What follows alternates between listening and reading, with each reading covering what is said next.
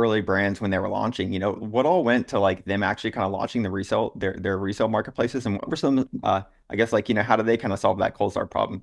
So really interesting. We are the beneficiaries of building a market. So we basically we're like marketplace in a box, right? We're like marketplace, resale marketplace software.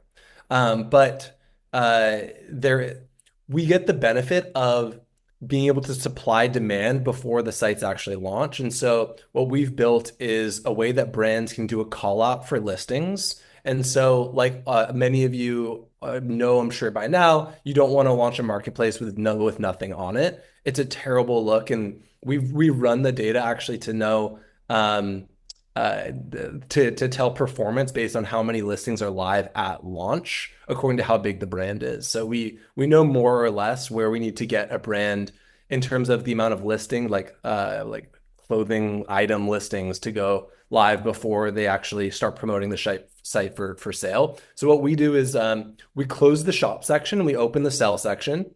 And we even have a series of emails that the brands basically click go, and we send branded emails to all of their customers that say, hey, we're launching this new resale site. If you list your item before X date, we will give you a higher percent of sale when that item sells.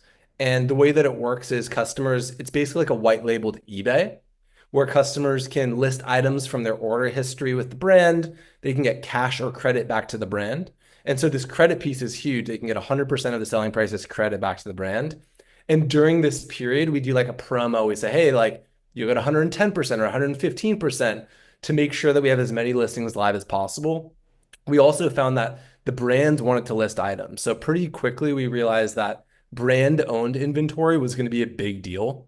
And so we even eventually built a full feature and a product line around helping brands list their own second quality inventory, returned inventory, excess, off price, all the stuff that the brands don't want to sell on their main site. They're using their resale sites to sell through that inventory.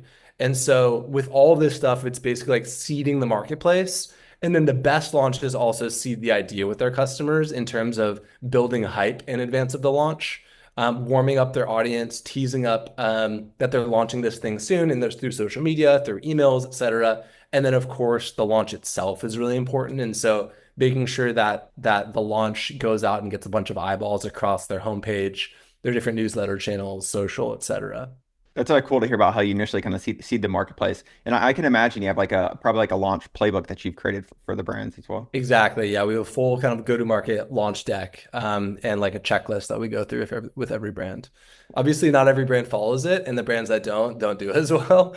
That's been a really challenging part about this business is even if a brand has a lot of potential, if they have so many things going on, if they don't give it a lot of attention at first or at all over time, the marketplace does suffer.